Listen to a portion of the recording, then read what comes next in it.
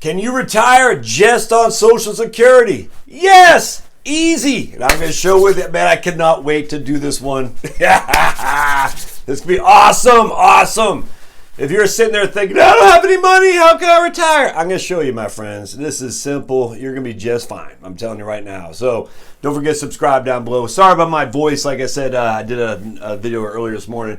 I went to an Atlanta Legends game with my two sons yesterday, and we like to yell while we're watching professional sports. So a little bit scratchy, but that's good. All right.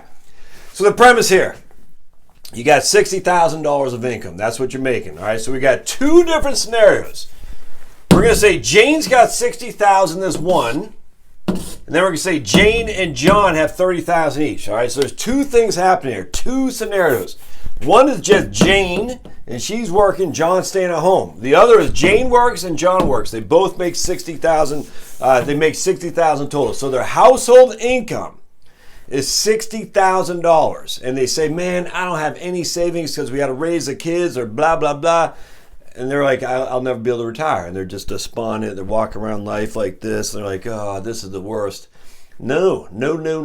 Don't think like that. And I'm going to show you exactly how. So, all right, let's start with just Jane. Actually, probably should write that down. Let me get a pen here. Man, I'm making a big old mess of my markers. As you can see, I color code these to be very cute. That's Jane. And that's John. We'll say this is Jane as well. All right, so in this case, we're going to say Jane for the time being. All right? And I might split this up into two videos. I don't know where this is going to go. I wrote my numbers down, but we might split this up in two because this is, I'm telling you, this is freaking important right here. So if you're sitting there thinking you can never retire, get off don't be like that. Don't. You can. I'm telling you. All right. So here's Jane. She makes $60,000 a year. That's the household income, $60,000 a year. The reason I use that number is because it's the median household income today in the United States. Median means 50% of the people make more, 50% of the people make less. So that is smack dab in the middle. You don't want average, for the love of me. Do not use averages. Use medians, and you should be able to find medians exclusively. A couple things I do have a hard time finding with on expenses. I've had a hard time, for my book that I'm writing, find the median expenses. The BLS uses averages, and that I'm trying to find a little bit more detail for expenses. But when it comes to income, this is spot on. So $60,000 is the median household income in the U.S. And we're just going to say that's Jane. She makes $60,000, and John stays home to change the diapers, whatever. I don't know. Now, excuse me. We're going to say Jane has been making $60,000 for 35 years. So I'll even say she started off at 22 years old and was making a pittance, and then slowly she started building up until for the last 35 years, she's been making $60,000. This is adjusted for inflation. All right, this amount of money is critically important to understand that has already been inflated using the Social Security inflator, the tool that they have. Now, people say, but Josh, she wasn't making the median income right out of the gate. No, well, let's just say she started working, we'll just say after college at 22, and now she's 67 years old. That's 45 years of labor, all right? All we take is the top 35. So basically from 22 to 32, while she won't make any money, or very much money, we're not even using those in this scenario. So basically from 32 to 67, that's 35 years of work that she has been paying into Social Security. And from there to today, she's made the median level of income throughout the United States at that point, which in this case is $60,000. So essentially it might be $58,000 in last year's numbers, might be $22,000 in 1994 numbers, whatever. At the end of the day, she has made the median amount, which when you use a Social Security inflator, represents $60,000 each and every year. I hope that makes sense. All right. So we take that $60,000, and it's very, very simple to do this once we have already done the inflator. We simply, I'll tell you how we do this. It's easy. We take the $60,000, we times by 35. 60,000 times by 35. You really don't even need to do this, but I'm going to do it to show you anyway. Because 35 years of earnings record is what we're shooting for. So $60,000 is her median earnings that she's made. And again, you'd have to look at your own statements. Some years you might have 68, some years might have 52, whatever. But in this case, we're saying she made the equivalent of 60,000 each and every year. You got to understand how that works. So I'm telling you, you got to. But that's the median income in the U.S. today. And that's the way it's been roughly in that same spending power, $60,000, even though it was only $22,000 in 1994, it bought the same as $60,000 today. I hope that makes sense. Anyway, so we take $60,000 of the median income, of her income, and we times that by 35 because that's how many years she made equivalent of $60,000. And that gives us $2.1 million, all right, $2.1 million of indexed earnings. And again, indexed because we've used a Social Security inflator to give us today's numbers. All right, again, not from 1992, 1994. It's we inflate them for today's numbers. So she has inflated earnings or indexed earnings, really what we call it. We call it $2.1 million. We divide that number by 420. And the reason we divide by 420 is because there's 420 months in a 35-year work experience. So we take 420, and what do we get? Look at that, $5,000. That is her AIME is $5,000. All right, you with me so far? So her AIME is $5,000. I've got lots of videos on this on how to figure this out, but $5,000 is AIME. We know for a fact in 2019, the bend points, the first 926, anybody gets 90% of that for a Social Security benefit. All right, so remember, we got to figure out our AIME, or average index monthly earnings, in order to get our Social Security benefit, which is called a PIA.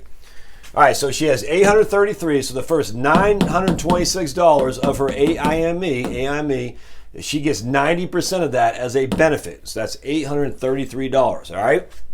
Now the next amount, her AIME is $5,000. The next amount up to $5,583, she gets 32% of.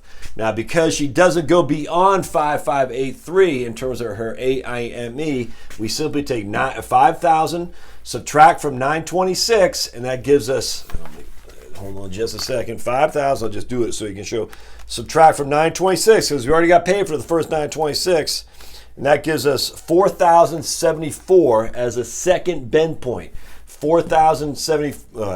Actually, fourth. I don't know why I got 1,574. What do I got here? This 4,000 right here. Sorry, 4,074 is the second bend point for her. This is for the other guy. All right, so that means 4,074 times 0.32, and that gives us this right here. All right, so 4,074. 5,000 minus 926 is 4,074. Take that 4,074 times by 0.32%, and her second bend point is 1,304. In this case, her entire Social Security benefit is $833 plus 1,304 is $2,137. And that's the amount she gets at her PIA, which is her primary insurance amount, which she gets at her full retirement age. It's 66 or 67, one of those 2 years. In this case, it doesn't matter. We'll go into a different video to work this even more. So in this case, she gets a PIA of $2,137, all right? That's the amount she gets at her full retirement age. We'll say 67. We'll say her full retirement age is 67, which means she was born in 1960. All right, so far, so good. Now, her spouse, John, because he did not work at his full retirement age, again, we'll say 67, gets half of Jane's PIA, which in this case is $1,068. All right, so in this case, Jane gets $2,137, John gets $1,068. They get a total of $3,205 in their Social Security at their PIA. 3,205 times 12, which is $38,460. Now we're not done yet. We're going to show you even better what we can do here in just a second, which is $38. We'll just say $39,000 of income. All right, so that's them. With me so far? I'm going to probably write that down. $38,000. Yeah, let's write that down. I think what I say, 38,400. I think it to be precise. Oops. It's 3,205 times 12. 38,460. 8460 is their total Social Security income. If they don't have any other income, that's tax-free. But we're not done. Now let's say both John and Jane both worked and they made $30,000 for the 35 years that we talk about. So again, in 1994, that might be 13,000. I mean, I literally don't have any clue off the top of my head, but just that gives us a household income of $60,000. Because remember, the median household income today is $60,000. And that's the way it's always been, essentially, since the dawn of Social Security, is the median household income has been the equivalent of $60,000 in today's numbers. So they got $30,000 each. All right, now again, we simply, in this case, because we've already inflated everything, we simply say, what is 30,000 divided by 12? And that's 2,500. So their average index monthly earnings is 2,500. We did bypass the 30,000 times 35 divided by 420 because we've already kind of done that. If we've already indexed the earnings, we already know exactly what their AIME is going to be just by dividing that amount by 12. Okay, but you can do it. You can still take 30,000. Times that by 35, divide that by 420, and you're still going to get 2,500. All right, so they both have 2,500 as their AIME. First 926, they get 90%. Anything above 926, in this case, is 1,574, because 1,574 plus 926 equals 2,500. The first 926 is 800. It's times by 0.9%. They get 90% of that. It was 833. The next amount for them is 1,574. We times that by 0.32, and they get 504. That makes sense? So 833 plus 504, they both get 1,337 in benefits here. All right, so 1,337 is what they both get. And so if we add these two together, their total benefit is $2,674. All right, so 2,674 times 12 is 32,088. So in this case, it's 32,088. So in this scenario, we definitely like better having one income as opposed to two in terms of maximizing your Social Security. So there we go. There's no spousal benefit. And the reason we're not doing a spousal benefit in either of these cases is because, remember, the spousal benefit is half of the other person's PIA. So in this case, it'd be $650 or so dollars.